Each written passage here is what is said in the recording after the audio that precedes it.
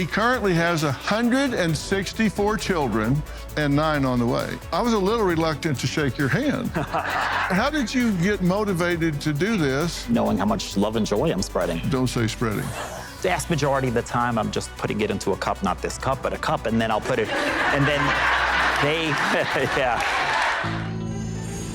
Around 16 years ago, I came across an ad on Craigslist of a woman looking to grow her family. Initially, I looked at it as a way of helping her grow her family, but also growing mine.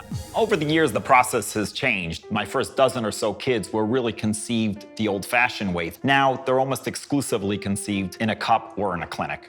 The first decade or so, I was having maybe 1, 2, or 3 children a year, and then I was getting a lot of media requests. I was growing my family at a much more rapid pace.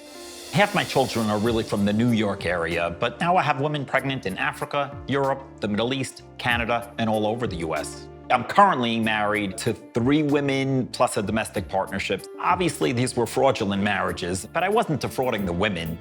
My connection with my 164 children really varies. I change diapers. Sometimes I'm attending christenings or birthday parties, but my level of involvement really depends on the mom. Some kids I see all the time and some I've never met. I've been criticized, yes. One of the moms was a schizophrenic. Other moms have other mental health issues. I have a lot of moms that are anti-vaxxers and obviously immigration issues, me trying to get US citizenship for all of them. I have 164 women. Any single one of them can file for child support. I've been criticized for being narcissistic because I want to spread my seed, and nothing could be farther from the truth. It's not about me having my 174th child. It's about me helping this woman have her first child. If I'm being 100% honest, that's what we're here for. I was a little reluctant to shake your hand.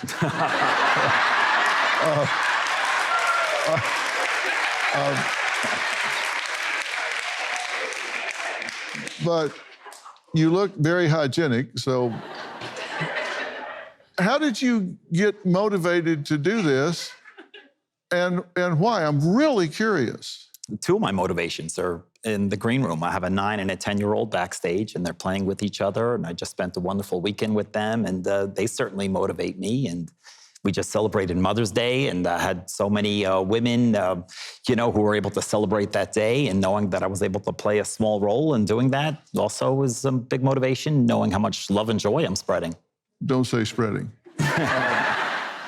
Are you saying that you like to have some of these children in your life, but not the women? There's a lot of love between me and the moms as well. Obviously, we're not living together, but, they make all the parenting decisions, and we have no reason to fight because we both love the children. How often do you see them? When I'm seeing the kids, generally, I'm seeing the moms as well. Some kids I get together with all the time, and there's some I've never met. It's different strokes for different folks. Different families feel differently.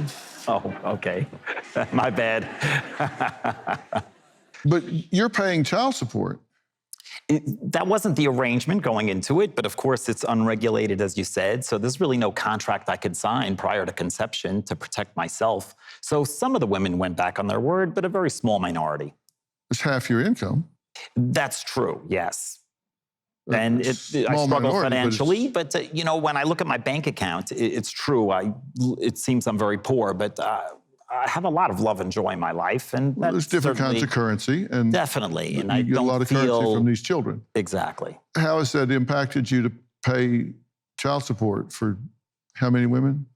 It's 5 women for 9 kids, but of course, the money's not going to a parking ticket. It is going to my children, so it's a little more palatable. Obviously, I would have liked to have distributed it a little bit more equitably, but most parents spend money on their children. I would have done the same. Nobody needed to sue me. I probably just would have maybe spread it to some of the moms that maybe were more in need and not just give so much of it to these 5 mothers. So how has it impacted your lifestyle to have to spend half of your income on child support? Like, I have 4 brothers, 2 sisters. They all own their homes. I'm the only one that's not owning a home. My lifestyle's a little transient. I don't need a hotel when I travel because I got families that welcome me into their home and treat me like family. Mm-hmm. But yeah, I definitely struggle financially. Are you couch surfing? Are you homeless? Yeah, I don't want to call myself homeless. I have many homes. But yes, it's mostly couches. My kids are in roughly 20 states, and I have women pregnant in Africa, Europe, Asia, Canada, and of course around the US. Okay, now I don't want to get too graphic, trust me, but you don't have relations with any of these women. That is correct, yes. Of the 9 women that I have pregnant, I didn't sleep with any of them.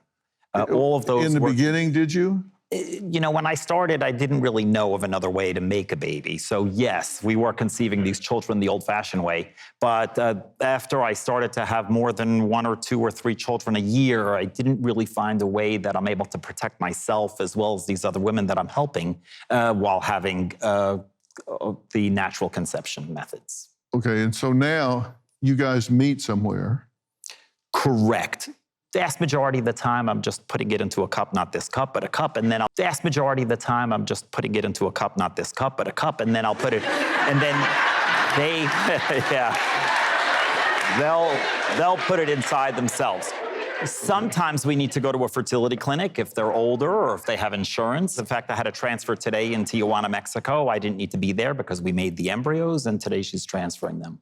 It's like a turkey baster thing? Most of the time, it's a turkey baster type method, but a lot of women use like a menstrual cup, and then I just put my sperm in there, and then they would insert it themselves. Okay. When Ari joins the party, it's a circus, and they love him. Ari's an amazing father, given the fact that he's spread so thinly. He's present for any event that you invite him to as long as he's in the country. Good to see you. Hello, hi. Ari is very unorthodox. I mean, we love Ari, but, you know, he doesn't protect himself sometimes. If I used protection, nobody would be here. He's not average. He's highly educated. You're a mathematician, correct? That's right. He's tall, he's good looking. A lot of women would pick him out of a catalog at a clinic. There's 1,000,001 reasons of what they choose, but sometimes you have to take what's available. With 164 children and counting, Ari admits he's lost track of the total number of mothers in his life, but there is one group of Ari's recipients who say they believe they are special. They call them the OG Moms Club. I have 1 child with Ari. He's 10 years old. Ari is the father to our daughter, Zoe. In 2014, a few of Ari's moms formed a group that we called the Mom Squad. I didn't think that he was going to have 100 and something children. The Mom Squad is the OG moms. So we're the moms that started this whole sperminator thing, but before he was a sperminator, before he was known, and strictly chose Ari for pure reasons, and we just created this group. So in our Mom Squad, the children are aware that they are siblings. When they see each other, they're very excited. They keep in contact. They talk all the time. They video chat. The advantage of having a known donor like Ari, our son got more family, and he ended up getting hundreds of siblings. Trips together, we go to each other's homes. We built our own community, and it's become family.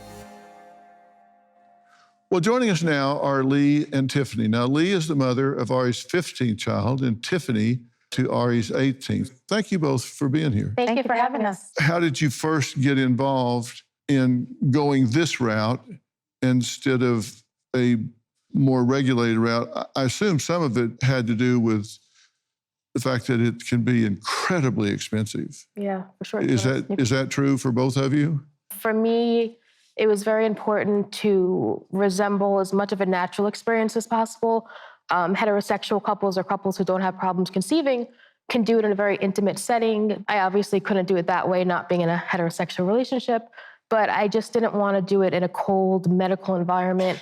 I just wanted to have that opportunity to experience what a lot of other women get to experience when they start their family. Was it important to know the donor? I didn't think it was important at first. When we first started researching our options, I was going to do a sperm bank. That's all I knew at that time. I didn't know a known donor was even an option. But it was, the more I researched it, it was really important to us because we wanted our child to never feel like there was any voids in him knowing where he came from, who created him, and family history, health played a big part in it. So for us, it was important. And how'd you find Ari? We found him on a known donor website. So we didn't even know that existed. I just happened to search up ways to get pregnant. Okay. And we found Because it. it was really important to you. It was really important to us. And how about you? We decided to go this route after exhausting insurance, sperm banks. And then we decided that it was really important for our child to know their father. So just researching online, we found the known donor site, and that's how we found Ari. And that's got to be a helpless feeling when insurance is depleted. It's really expensive. And so you can be left with no option. Everyone's situation is different. I would say we've never felt helpless. We just thought it's important for our child to know their father. What caused you to choose him up front? Well, we met Ari in person, and we had an extensive, lovely day. We had lunch that turned into dinner. Just how open he was, how giving he is as a person, the time that he makes himself available. Obviously he's spread very thin, but he makes it his business to show up. He's very loving, he's very caring, and we just look at him as an angel. And he does this for free, right? Absolutely for free. Okay. Did you ever ask yourself why he would do it at all, let alone for free? I think we did at the beginning, right? I think everybody would. I would say I never questioned that.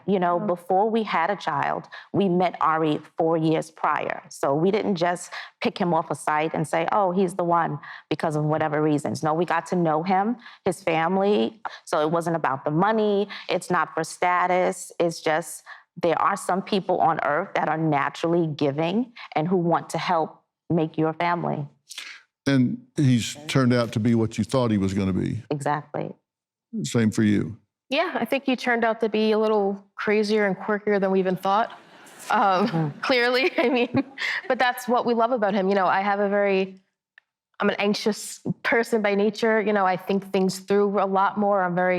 I plan, I'm strategic, and Ari's the opposite. And I felt like it was important to give my child, a fighting chance of having that more carefree, less fearful, anxious, kind of personality. And Ari doesn't know how to be anything else. You'll never see him anxious. I always said from the beginning that we would never tell Ari what to do. I think we said that when he was at number 20 and number 30 and number 40 and 100 even. At some point, he won't be able to just keep doing what he's doing. 100 kids, then 150, then 200, then what? When do you stop? You can only spread yourself so thin. There's one Ari. I don't want to make him feel bad or make him feel criticized. But I also do get worried about him. I think you have to reevaluate if you're still in it for the right reasons or if it's almost become an addiction. I sent my team to Brooklyn, New York, where Ari and a recipient let us accompany him on one of his donations.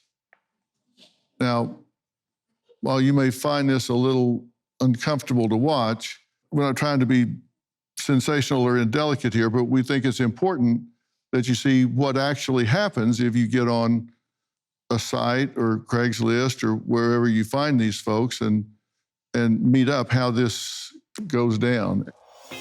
Hey, Hi, how you come doing? on in, guys. You guys could go upstairs and grab a bedroom. Wait a minute, before you go, do you got a cup for me? Oh, yes, I do. Okay, terrific. So, we got our cup, and I'm gonna go to this restroom right behind me and try and produce a sample. Once I do that, I'll hand them the cup.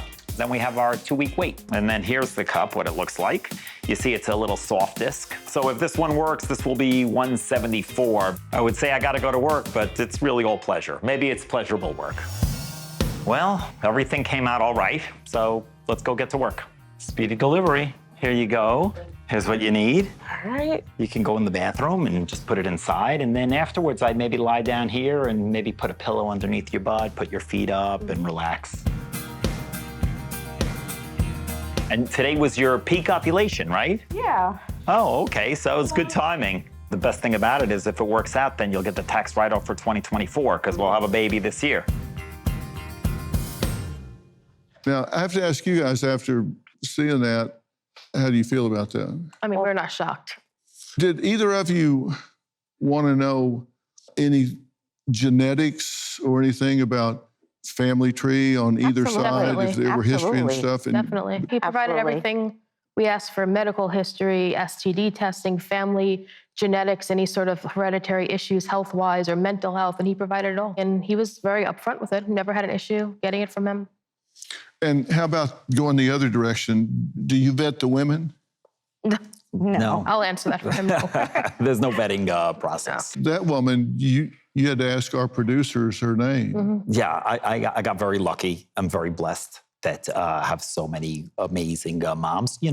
Listen, they don't need me. They could go on the subway and get action and then have a baby that way. I think the fact that they're reaching out to me, trying to do it the right way, and also in the end, there's lots of different ways that they can have a family, but they all love the children, and that's been universal. So even the mothers that maybe weren't, I could armchair quarterback and maybe say it wasn't the best decision, they still love the children. And I think at the bare minimum, that's really the most important thing. They all want this child.